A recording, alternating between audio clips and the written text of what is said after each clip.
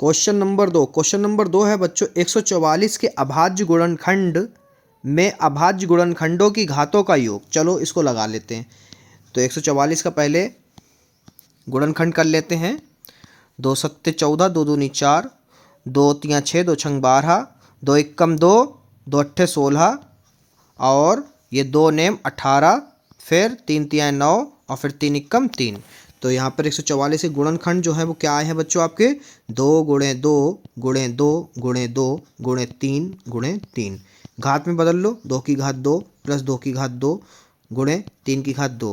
तो यहाँ पर हो गई 2 की घात 4 इंटू 3 की घात 2। इनको जोड़ दो घातों को, तो यहाँ पर घातों जोड़ोगे 4 प्लस 2 कितना आ गया 6। तो जो भी ऑप्शन जिसमें भी 6 हो वो ऑप्शन बिल्कुल सही है। तो यानी ऑप्शन नंबर आपका बी बिल्कुल ठीक है। ठीक है, इस तरह से आपका एक क्वेश्चन जरूर आएगा 2025 में, इस तरह का एक क्वेश्चन आपको जरूर मिलेगा। ठीक है, तो चलिए अगला बताते हैं आपको।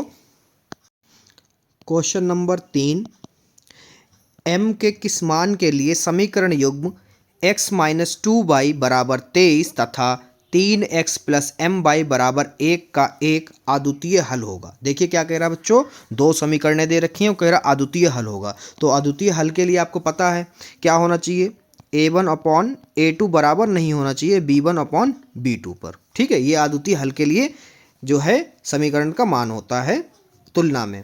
तो यहाँ पर जो a1 है वो क्या है 1 है, a2 जो है वो क्या है 3 है, बराबर नहीं। b1 जो है वो क्या है माइनस का 2, अब b2 जो है वो क्या है m, क्योंकि गुणांक लिखा जाता है ना।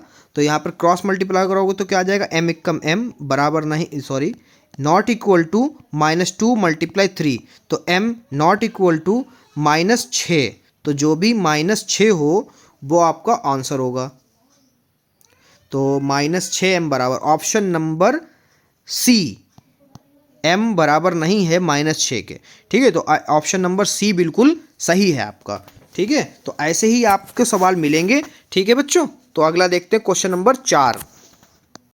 क्वेश्चन नंबर 4 बताने से पहले आपको बता दूं, अगर मेरी यूट्यूब वीडियो आपको पसंद आ रही है तो वीडियो को लाइक करते रहें और चैनल को सब्सक्राइब कर दें। और हाँ, एक बात आपको और बता दूं कि 2 नंबर वाली, 4 नंबर वाली, 6 नंबर वाली वीडियो देख लो जाके, और कुछ भी मत देखो। 2 नंबर वाली, 4 नंबर वाली, 6 नंबर वाली वीडियो हमारे चैनल पर पड़ी हैं, देख लो जाके बच्चों। बार बार नहीं कहूँगा, यही क्वेश्चन आपके इस साल आने वाले हैं।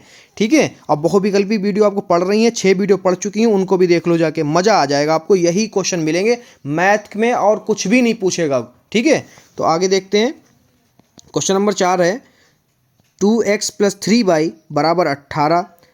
दूसरी समीकरण है x माइनस 2y बराबर 2 का हल होगा। ठीक है, यानी x और y के मान निकालने हैं। विलोपन विधि लगाएंगे डायरेक्ट और हल करेंगे इसे। ठीक है बच्चों, तो देखो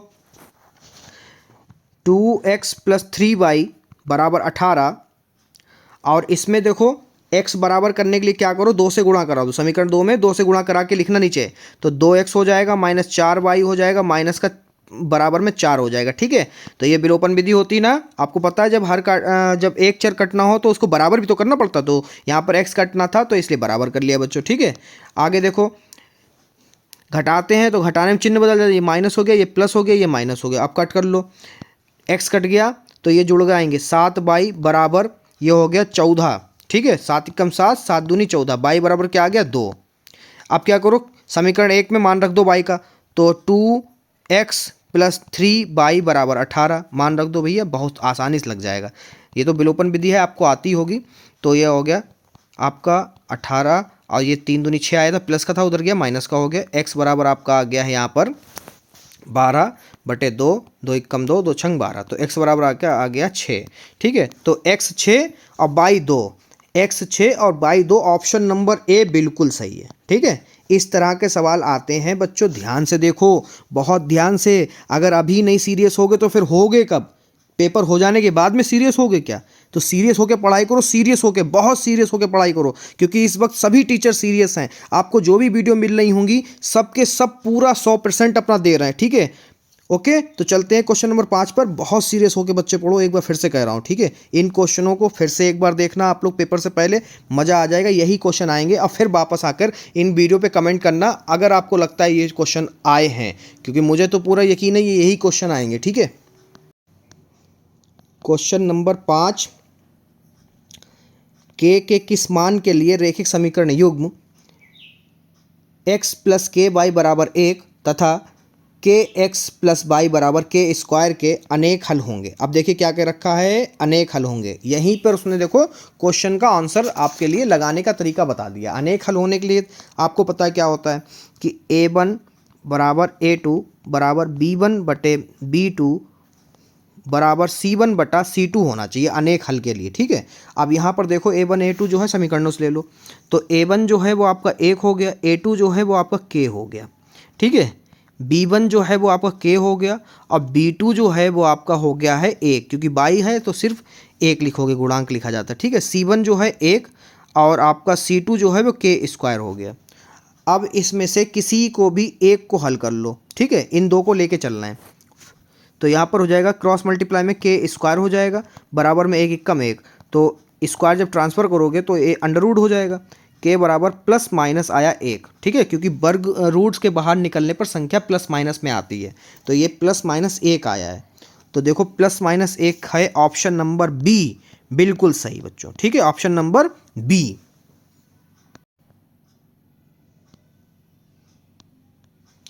क्वेश्चन नंबर 6, यदि 1/x² माइनस 2 बराबर 1/7 है तो x का मान होगा। देखो बच्चों, इस सवाल को आप कैसे लगाओगे, इसे हल कर लेना। x² माइनस 2 बराबर 1/7। अब क्या करो, अंश और बदल लो, ये ऊपर चला गया, ये भी ऊपर चला गया, इसे बदल लो। x² माइनस 2 बराबर 7 पलट गया ना, बटे में 1 लिखा नहीं जाता। ठीक है, अब क्या करा, x² बराबर 7 प्लस 2, तो x² बराबर कितना आ गया 9, और 9 किसका वर्ग होता है बच्चों, 9 होता है 3 का, तो x रूट्स स्क्वायर से स्क्वायर कट गया, क्या आया, x बराबर 3 आ गया। ठीक है, ये सबसे सिंपल ट्रिक मैं आपको बता रहा हूँ। तो यहाँ पर जो है प्लस माइनस का 3 है तो 3 में लगा दो, क्योंकि 3 दूसरा है ही नहीं, तो प्लस माइनस 3 यानी ऑप्शन नंबर सी, बिल्कुल सही, ऑप्शन नंबर सी। ठीक है, अगला क्वेश्चन है बच्चों, व्यास ए बी के एक वृत्त का केंद्र, पहले व्यास बना लो, मान लो वो व्यास ये है, इसका ए और बी अंतिम बिंदु है और केंद्र जो है ओ मान लेते हैं। इसका जो निर्देशांक है वो है 2, -3 और बी के निर्देशांक जो हैं वो हैं 1, 4। तो ए के निर्देशांक निकालने हैं। सबसे सिंपल ट्रिक, इसे एक्स और वाई मान लो। ठीक है, निर्देशांक निकालने। अब यहाँ पर देखो एक्स बराबर मध्य बिंदु वाला फार्मूला लगा दो, x1 प्लस x2 बटे में 2, इधर बाई के लिए लगा दो, बाई बराबर होता है y1 प्लस y2 बराबर में 2 बटे में 2। ठीक है, अब x1 x2 कहाँ से लेना, देखो मैं आपको बताता हूँ। ये हो गया आपका x1 y1 और ये x और y हो गया, ये हो गया x2 और ये हो गया y2, समझ गए ना। अब देखो x क्या है बच्चों, सिर्फ x, देखो कितना है 2, तो यहाँ पे 2 बराबर x1 आपका x है, x2 आपका 1 है, बटे में 2, तो इधर क्रॉस मल्टीप्लाई करो, कितना हो जाएगा, 2 दूनी 4, कितना हो गया बच्चों 4, x प्लस 1, 4 माइनस 1 बराबर x, तो x बराबर कितना आ गया 3। ठीक है, ये x का मान आ गया। अब यहाँ पे देखो y बराबर कितना बच्चों दे रखा है, -3 बराबर y1 कितना है, y है, y2 कितना है 4 है, बटे में 2, इसकी क्रॉस मल्टीप्लाई करो तो कितना हो जाएगा, 2 3 6, फिर y प्लस 4 -6 -4 बराबर y, तो y बराबर कितना आ गया -10, तो x बराबर 3 अब y बराबर -10, तो आ गया 3, -10। देखो भैया कहाँ है, 3, -10, option number D, option number D बच्चों बिल्कुल सही है। ठीक है, अब बताते हैं आपको क्वेश्चन नंबर 8। क्वेश्चन नंबर 8 देखो बच्चों, 3x² माइनस 12x प्लस 0 बराबर 0। क्वेश्चन नंबर 8, बहुत ध्यान से देखो बच्चों, वीडियो बहुत सीरियस होकर पढ़ो, मैं एक बार फिर से कह रहा हूँ, बहुत सीरियस होकर पढ़ो बच्चों। अगर अंतिम समय में भी नहीं पढ़ाई करोगे तो फिर करोगे कब, तो बहुत सीरियस होकर पढ़ो आप लोग। क्वेश्चन नंबर 8, और कमेंट में बताते रहा करो कि कौन सा ऑप्शन है कौन सा नहीं है, कम से कम ये तो बता ही दो, गलत बताओ चाहे सही बताओ, बताओ। क्वेश्चन नंबर 8 है, 3x² माइनस 12x प्लस के बराबर 0 के मूल बराबर हों तो के का मान बताओ। अब मूल बराबर है तो पता है क्या होता है, विविक्त कर क्या हो जाता है 0, विविक्त कर किसके बराबर हो जाएगा 0, और डी का फार्मूला क्या होता है, बी विविक्त कर का, b² माइनस 4ac बराबर 0। कब होगा बच्चों, कब होगा, जब मूल बराबर होंगे तब होगा। अब b का मान क्या है, -12 का स्क्वायर -4, a क्या है 3, सी क्या है के बराबर 0। इतना सरल सवाल बता रहा हूँ, ये कई बार क्वेश्चन मैंने बताया, कई बार। 12 का स्क्वायर करो तो 144 हो जाएगा। प्लस क्यों हुआ? क्योंकि वर्ग में माइनस से माइनस कट जाता है। माइनस 12 के बराबर 0, -12 के बराबर, ये प्लस का है ना, उधर जाएगा, काय का हो जाएगा, माइनस का 144, माइनस से माइनस कट गया, के बराबर 144/12। इसे भी काट लो बच्चों, 12 एक कम 12, 12 बरहिम 144, तो के बराबर क्या आ गया, 12। के का मान क्या आया है बच्चों? क्या आया है? 12 आया ना? बहुत ध्यान देखो, बहुत आंखें खोल के सभी लोग देखा करो, बहुत ध्यान से, क्योंकि कई क्वेश्चन कई बार मैं बता चुका हूँ, कई क्वेश्चन कई बार बता चुका हूँ, फिर भी आप लोग ऑप्शन के जवाब कमेंट में नहीं दे पा रहे हैं। यानी कि आप लोग सीरियस होके नहीं पढ़ रहे हैं। आप लोग सीरियस होके पढ़ो, क्योंकि 1 मार्च को गणित का पेपर है। मैं फिर बता दूं, 1 मार्च को गणित का पेपर है। कल से कान खोल के सुन लो सभी लोग, कल से PYQ क्वेश्चन आने वाले हैं। PYQ क्वेश्चन का मतलब previous year question. Previous year question का हिंदी में भी मतलब बता दे रहे हैं।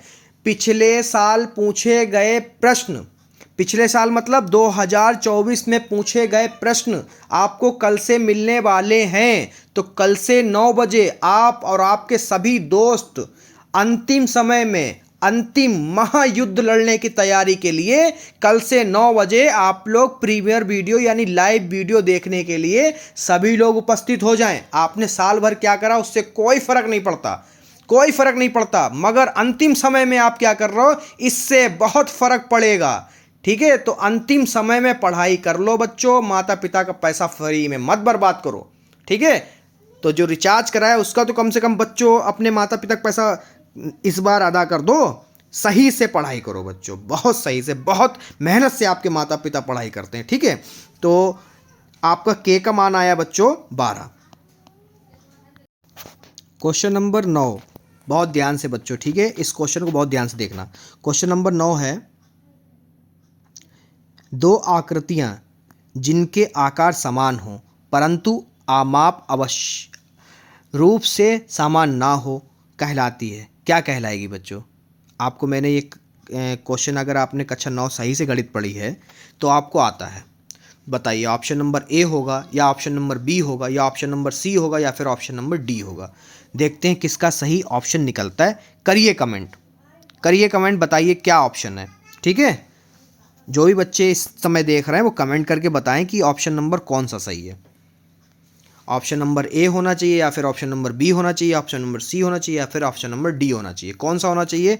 कब, किस स्थिति में 2 आकृतियां दे रखी हैं जिनके जो देखने में एक जैसी हैं। कैसी हैं? जो देखने में एक जैसी हैं परंतु उनकी माप एक बराबर नहीं है। मतलब जो उनकी माप है वो एक बराबर नहीं है, तो वो कैसी आकृतियां कहलाती हैं? समान आकृतियां कहलाती हैं, समरूप आकृतियां कहलाती हैं, या सममित आकृतियां कहलाती हैं, या फिर सर्वांगसम आकृतियां कहलाती हैं।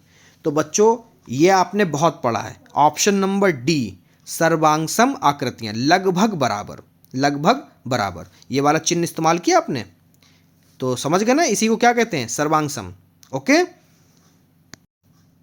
क्वेश्चन नंबर 10, यदि 2 समरूप त्रिभुजों की संगत भुजाएं 3:5 के अनुपात में हों तो उनके क्षेत्रफलों का अनुपात होगा। देखो अब ये शॉर्ट ट्रिक मैं आपको बता रहा हूँ, बहुत शॉर्ट ट्रिक। मान लो पहला त्रिभुज का नाम है ABC, ठीक है, तो 2 त्रिभुज है तो पहला मान ले ABC का क्षेत्रफल। जब ये सूत्र कब लगता है? तब लगता है जब समरूप त्रिभुज हों, ठीक है, उनकी भुजा और क्षेत्रफल वाला चीज निकालने का है तब ये लगेगा। अनुपात हो तो बटे में रख लेना। ठीक है, तो पहले त्रिभुज का क्षेत्रफल ABC हमने माना, दूसरे को मान लेना PQR का क्षेत्रफल। उनकी भुजा क्या होगी? भुजा मान लेते हैं ये लंब हो गया इसका AB और इसका हो गया PQ। ठीक है, इसका आप जानते हैं इनके क्षेत्रफल किसके बराबर होते हैं? इनके लंबाई के वर्ग के बराबर होते हैं, तो वर्ग कर दो। अब क्या कह रहा है कि भुजाएं आपको दे रखी हैं। भुजाएं क्या है? AB जो है 3 है और PQ जो है वो आपका 5 है। इसका स्क्वायर कर दो, कितना हो गया? 3 × 9 = 25। तो जो भी ऑप्शन आपका 9:25 है वो कर दो। ठीक है, वो सही है आपका। ऑप्शन नंबर ए आपका बिल्कुल सही है। क्या आपका सही है? ऑप्शन नंबर ए बिल्कुल सही है। एक शॉर्ट ट्रिक आपको और बताता हूँ कि आंख बंद करके आप लगा सकते हैं वहाँ पर। जब भी आपको समरूप त्रिभुज दे रखा हो, क्या दे रखा हो? समरूप त्रिभुज, और कह रहा हो कि भुजा, तो तुरंत इसका स्क्वायर कर दो। क्या कर दो, उसका वर्ग कर दो और आंसर ढूंढ लो। तो 3 का क्या होगा 9 और अनुपात 5 का क्या होगा 25। तो जो भी इसमें हो वो आपका सही होगा। ठीक है, तो ऑप्शन नंबर ए बिल्कुल सही है। अगर आगे मैं बताऊंगा और ये क्वेश्चन आया तो मुझे तुरंत आंसर चाहिए बच्चों। ठीक है, तुरंत। क्वेश्चन नंबर 11, यदि किसी त्रिभुज की भुजाएं 3 सेंटीमीटर, 4 सेंटीमीटर, 5 सेंटीमीटर हों तो वह त्रिभुज होगा। ये क्वेश्चन मैं कई बार करवा चुका हूँ। ठीक है, जिसको आता है वो जरा मुझे कमेंट करके बताए क्या होगा। समकोण होगा, न्यून कोण त्रिभुज होगा, अधिक कोण त्रिभुज होगा, या फिर त्रिभुज संभव नहीं होगा। चलो चेक कर लेते हैं। पहली भुजा मान लेते हैं कि वो है ए बी, मान लेते हैं 3 सेंटीमीटर है। इसका स्क्वायर कर देते हैं, क्या कर देते हैं स्क्वायर, तो कितना हो जाएगा 9। तो ए बी बराबर कितना आ गया 9।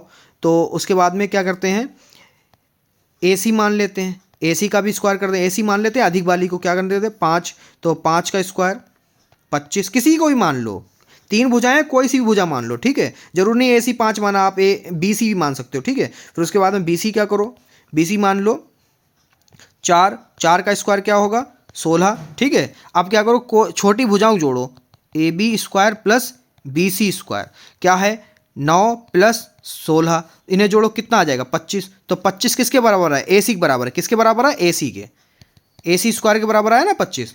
तो जब दो भुजाओं का वर्ग तीसरी बड़ी भुजा के बराबर होता है तो वो कौन सा होता है, ये पाइथागोरस है ना। पाइथागोरस किस में लगता है, समकोण त्रिभुज में लगता है। किस में लगता है, समकोण त्रिभुज में पाइथागोरस लगता है। तो इसका ऑप्शन क्या हो गया, ऑप्शन नंबर ए बिल्कुल सही।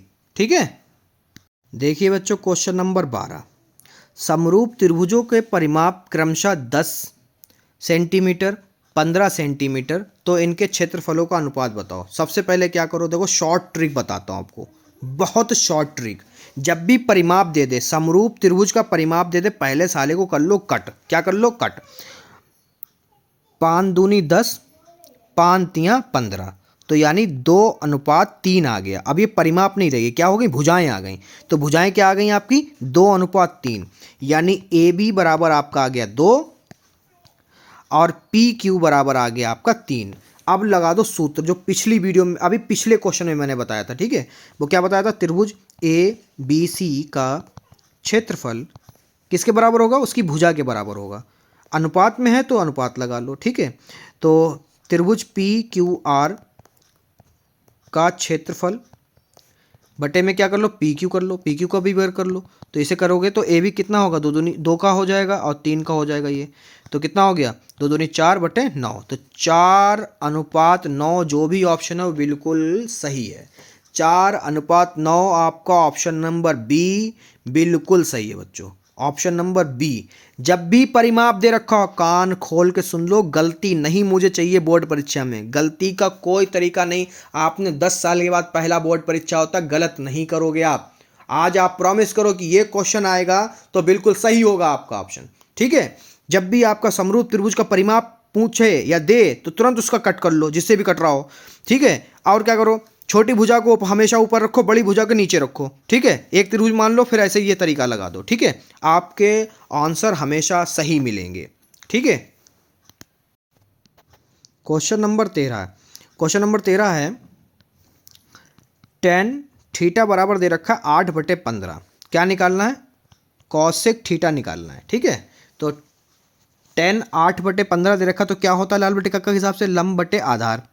तो एक त्रिभुज बनाते हैं, लंब हो गया 8, आधार हो गया 15, कर्ण निकालना है। ठीक है, नाम है ए बी सी। चलो पाइथागोरस लगा दो। पाइथागोरस में क्या होगा, ए सी का स्क्वायर बराबर ए बी का स्क्वायर प्लस बी सी का स्क्वायर। ठीक है, ए सी निकालना है तो ए बी कितना है आपका 15 का स्क्वायर प्लस 8 का स्क्वायर, 15 का हो जाएगा 225 प्लस 64। ठीक है, तो ये आपका हो गया है 289, और 289 किसका होता है वर्ग, 289 जो होता है वर्ग आपका 17 का होता है। तो स्क्वायर से स्क्वायर कट गया, यानी ए सी बराबर कितना आ गया 17। कितना आ गया बच्चों 17, यानी कर्ण आपका आ गया 17। और कॉसेक जो होता है वो उल्टा होता है साइन का। साइन क्या होता है, साइन होता है लंब बटे कर्ण, तो इसका उल्टा कर दो तो हो जाएगा कर्ण बटे लंब। कर्ण कितना है आपका 17 और लंब कितना है 8, तो आंसर क्या है 17/8। ऑप्शन नंबर ए बिल्कुल सही, 17/8। ऐसे क्वेश्चन ऐसे लगाइएगा, मजे से एग्जामिनर पूरे नंबर दे देगा। क्वेश्चन नंबर 14, देखो, सबसे अलग क्वेश्चन, पूरी बुक ढूंढ लो हाई स्कूल की, कहीं पे नहीं मिलेगा इस तरह का क्वेश्चन। मगर मैं आपको बताऊंगा कि ये क्वेश्चन आपका लगेगा कैसे। क्वेश्चन है 2 cos 3 थीटा बराबर 1। ठीक है, तो यहाँ पर जो है cos 3 थीटा बराबर हो गया 1/2। हो गया क्या ना, क्योंकि 2 गुणे में उधर जाएगा, बटे में हो जाएगा।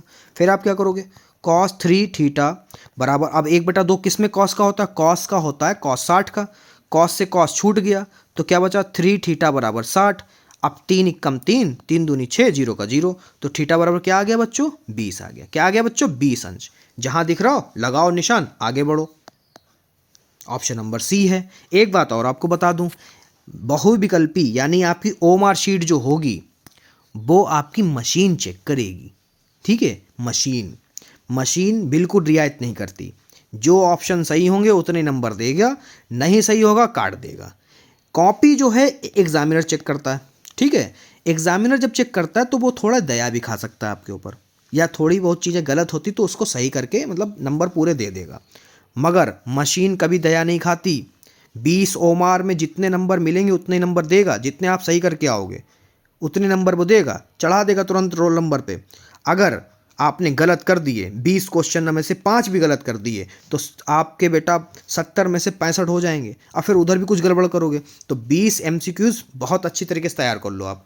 अब मैं तो ये हैरान हूँ कि 20 MCQs लगातार जो हैं लगातार वही क्वेश्चन पूछे जाते हैं। तो आप पिछले साल के भी या 2-3 साल पहले की भी सॉल्व करोगे तो आपके इस साल वही क्वेश्चन आपको मिल जाएंगे। ठीक है, तो बहुत ध्यान से देखते रहो हमारी वीडियो, मजे से आप क्वेश्चन करके आओगे। तो चलते हैं क्वेश्चन पे। Question number 15। क्वेश्चन नंबर 15 है, 2 वृत्तों की परिधियों में 3:2 का अनुपात है तो उनके क्षेत्रफलों का अनुपात होगा। अब देखो, अभी तक समरूप त्रिभुज वाले आ रहे थे, अब कैसा आ गया, वृत्त वाला। कैसे वृत्त हैं, 2 वृत्त। कौन से हैं बेटा, 2 वृत्त। ठीक है, अब 2 वृत्त जब भी हो सबसे सिंपल ट्रिक बताता हूं, 3:2 है, वृत्त वाला सवाल है, तो कुछ भी ना करो, इसका स्क्वायर कर दो। तो 3 3 कितना हो गया, 9, 2 दूनी कितना हो गया, 4। जहां दिख रहा हो लगा दो निशान, लगा दो आंख बंद करके। दिख रहा ना, ऑप्शन नंबर डी बिल्कुल सही। जब भी आपका वृत्तों वाला आ जाए तो सबसे सरल तरीका है, खट्टे से स्क्वायर करो, खट्टे से निशान लगाओ, आगे बढ़ जाओ।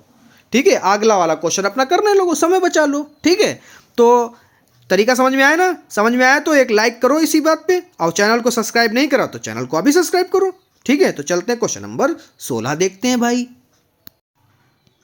क्वेश्चन नंबर 16, यदि एक समान त्रिज्या r के 2 अर्धगोले को उनके आधारों से जोड़ा जाता है तो इस नए बने ठोस का वक्र पृष्ठीय क्षेत्रफल होगा। कैसे कैसे क्वेश्चन पूछ लेता है, कैसे कैसे क्वेश्चन बच्चों। अब क्या कह रहा है, 2 अर्धगोले हैं। ठीक है, उनको जोड़ लो तो क्या हो जाएगा भैया, 2 अर्धगोलों को जोड़ो तो क्या बनेगा, एक गोला बन जाएगा। और गोले का वक्र पृष्ठीय क्षेत्रफल का सूत्र क्या होता है, 4πr²। तो आंख बंद करके ऑप्शन नंबर ए लगा दो। समझ गए ना, मजा आ रहा है ना वीडियो में, ऐसे ही बने रहो, बस वीडियो को आगे मत बढ़ाया करो। जो प्लस 10 सेकंड होता है ना, आप लोग खट खट खट खट खट खट करके आगे बढ़ा देते हो। तो आगे बढ़ाने में ये जो चीज़ें मैं बताता हूँ ना आपको, वो सब चीज़ें निकल जाती हैं। समझ गए, तो वीडियो को आगे मत बढ़ाओ बेटा, वीडियो पे आए हो तो रुक जाओ, ठहर जाओ, फिर देखो, तभी तो समझ में आएगा। चलो क्वेश्चन नंबर 17 देखते हैं। क्वेश्चन नंबर 17, निम्नलिखित में से कौन केंद्रीय प्रवृत्ति की माप नहीं है। जब भी कभी पूछे केंद्रीय प्रवृत्ति नहीं है, क्या पूछे बच्चों, केंद्रीय प्रवृत्ति, तो ध्यान रखना केंद्रीय प्रवृत्ति किसकी नहीं होती है, मानक विचल की नहीं होती है। किसकी नहीं होती है, मानक विचल की। ठीक है, तो उसमें इसमें ढूंढो कहाँ पर है वो, क्या ऑप्शन नंबर ए है या ऑप्शन नंबर बी है या ऑप्शन नंबर सी है या फिर ऑप्शन नंबर डी है। चलो बताओ कौन सा ऑप्शन है। ठीक है, कहाँ पर लिखा है मानक विचल। ठीक है, अब कहोगे सर आप मजाक कर रहे हो, ऑप्शन नंबर डी दिख रहा, तो लिखने में सुकुमारी क्यों करते हो बच्चों, आलस्य से क्यों भरे हुए अभी तक, जाग जाओ। कुछ ही दिन रह गए हैं बोर्ड परीक्षा के, गणित के पेपर के। गणित का पेपर हलवा नहीं होता है, उसको लगाना पड़ता है, बना भी नहीं पाओगे। जो आपको कि सर हम बना बना के लिख देंगे, बना बना के भी इसमें नहीं लिख पाओगे। समझ गए ना, आपको लगाना पड़ेगा। अगर मैथ में कुछ गलती करोगे तो वो दूर से दिखती है और एग्जामिनर आपका ऐसे कट कर देगा, समझ गए ना। तो बहुत ध्यान से वीडियो को देख लो। हाँ जी बच्चों, क्वेश्चन नंबर 18 बताते हैं आपको। क्वेश्चन नंबर 18, 1 से 9 तक की प्रकार भैया प्राकृतिक, प्राकृतिक यानी नेचुरल प्राकृतिक संख्याओं का समांतर माध्य होगा। कितना बेहतरीन सवाल, मजा आ गया। तो प्राकृतिक संख्या भैया कौन सी होती? 1, 2, 3, 4, 5, 6, 7, 8, 9 हो गई। अब आपको सर आपने जोड़ दिया तो अरे मंदबुद्धि लोगों, आपको पता है कि समांतर माध्य बराबर होता है संख्याओं का योग बटे संख्या पदों का योग। ठीक है, तो जोड़ना पड़ेगा ना, जितनी संख्या है उनको जोड़ दिया। बटे में कितनी संख्या है जोड़ गिन लो भैया, 1, 2, 3, 4, 5, 6, 7, 8, 9। पदों की संख्या कितनी है? 9 है। और सूत्र कौन सा है? जो समांतर माध्य, यही तो निकालने कह रहा, समांतर माध्य बराबर। अब इससे सबको जोड़ लो भैया, तो 1 और 2 3, 3, 3 6, 6 4 10, 10 5 15, 15 और 6 21, 21 और 7 28, 28 और 8 36, 36 और 9 45। कितना हो गया? 45/9। कट कर दो, 9 एकम 9, 9 पजे 45। क्या आ गया आंसर? 5 आ गया। कितना आ गया? 5। तो ऑप्शन नंबर कौन सा सही हो गया? ऑप्शन नंबर ए सही हो गया। चलो देखते हैं अगला क्वेश्चन नंबर 19।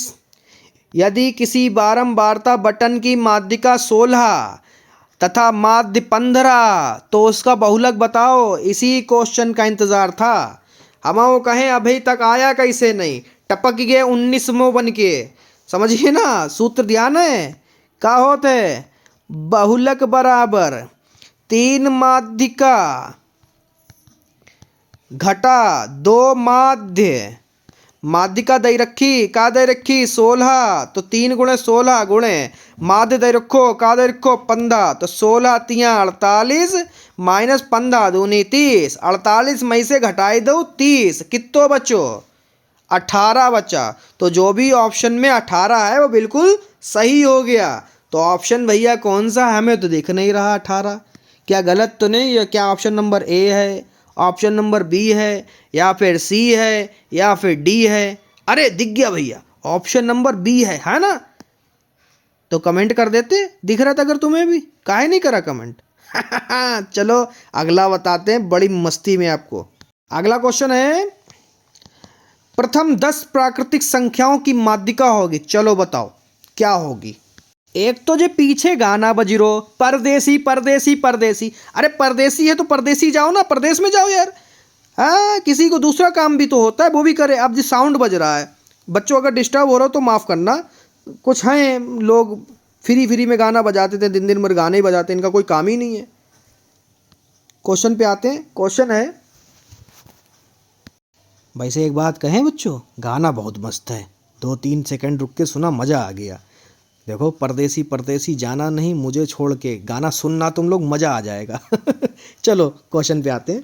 क्वेश्चन है प्रथम 10। तो भैया प्रथम 10 पहली 1 हो गई, फिर 2 हो गया, फिर 3 हो गया, फिर 4, फिर 5, फिर 6, फिर 7, फिर 8, फिर 9 और फिर 10। यही तो 10 संख्या है, कोई छूट तो नहीं कि? देख लो जरा एक बार। फिर माध्यिका का सूत्र लगा दो। जब भी प्रथम ऐसे संख्याएं आ जाए तो उसका होता है n/2 पद प्लस n/2 प्लस 1वां पद। ठीक है, बटे में 2। ठीक है, तो यहाँ पर जो है संख्या कितनी टोटल है? कितनी है बच्चों? 10। तो 10/2 वा पद प्लस n10/2 प्लस 1वां पद बटे में उसका भी आधा। अब इसे कट कर लो, 2 एकम 2, 2 पंजे 10, 2 एकम 2, 2 पंजे 10। तो ये हो गया 5वां पद प्लस 5 और 1 6, 6वां पद बटे में 2। तो 5वां पद क्या है बच्चों? चलो देख लेते हैं। 1 2 3 4 5, 5 तो 5 खुद है। ठीक है, तो 5वां पद 5 है, और छठा पद क्या है? छठा पद 6 है, बटे में 2। तो आपका ये आ जाएगा बच्चों 6 5 11, 11/2। देखो भैया कहाँ है?